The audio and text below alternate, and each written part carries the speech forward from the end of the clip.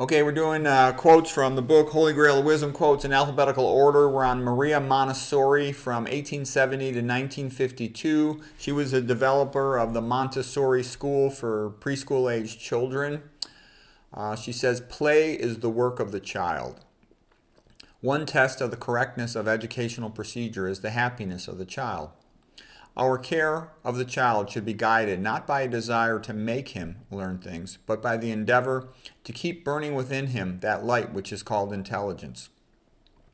Never help a child with a task at which he feels he can succeed. Of all things, love is the most potent. Education is not acquired by listening to words, but by experiences on the environment. Only through freedom and environmental experience is it practically possible for human development to occur. The best preparation for becoming a teacher is the study of oneself. We discover that education is not something which the teacher does, but it is a natural process which develops spontaneously in the human being. And they also talk about scaffolding. So the child can only do so much by themselves. They watch the adult do something, maybe the adult assists them, and then the child tries it on their own. They might fail at first, the adult corrects them, and then they can do it. It's called scaffolding approach to learning. And by the way, my parents put me in Montessori, and I hated it, and I rolled myself up in the rug in the center of the room, and I wouldn't come out, and the parents had to be called, and they had to come and take me out of there. Okay, then they put me in another Montessori. I got expelled. I don't remember exactly what happened, but I didn't like it. I don't think I behaved too good. My parents had to come take me out, so I'm not a big fan of. I mean, don't get me wrong. Montessori is a lot better than regular school. The best school is homeschool. Leave the kid alone. Encourage him to read. Make him lonely on purpose. It's good for a kid to be lonely because when they're lonely, then they want to pick up a book and read. But it can take loneliness before they'll actually pick up a book, and then let them read whatever they want.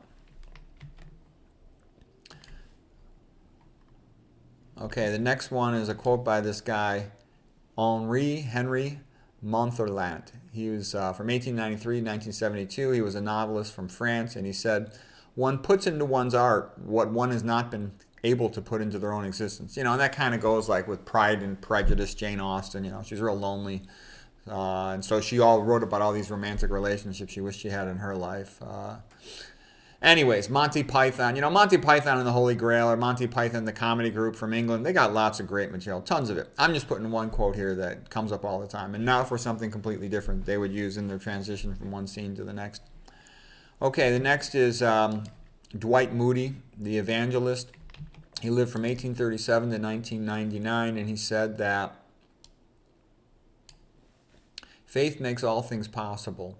Christians should live in this world but not be filled by it. A ship lives on the water, but if water gets into the ship, it sinks. Be humble or you stumble.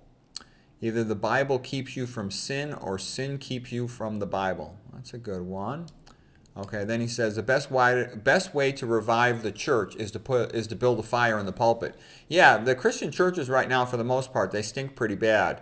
And it's for multiple reasons. One of which, the Catholic Church, they don't allow married men, so they don't have much of a talent pool to recruit from.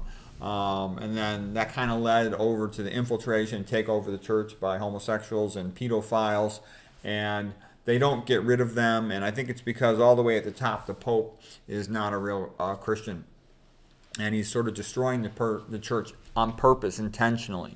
That's very sad, but I think that's why the church can't fix itself. Because also, people used to have 10 kids, and to send one of your sons to go be a priest was not a big deal if you got 10 kids.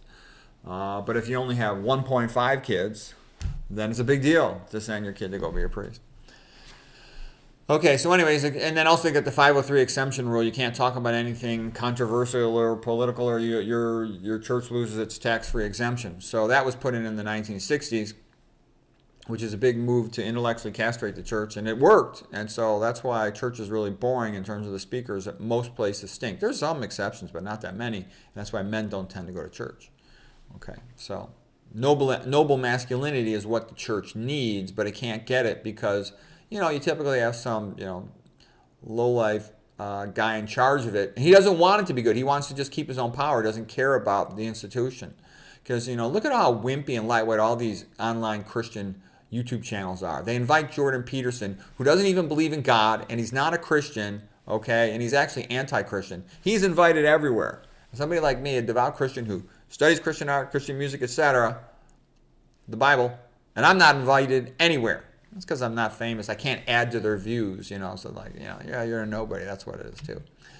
All right, let's continue. Or actually, we'll call that it for this one. I'll do some other speakers on the next one.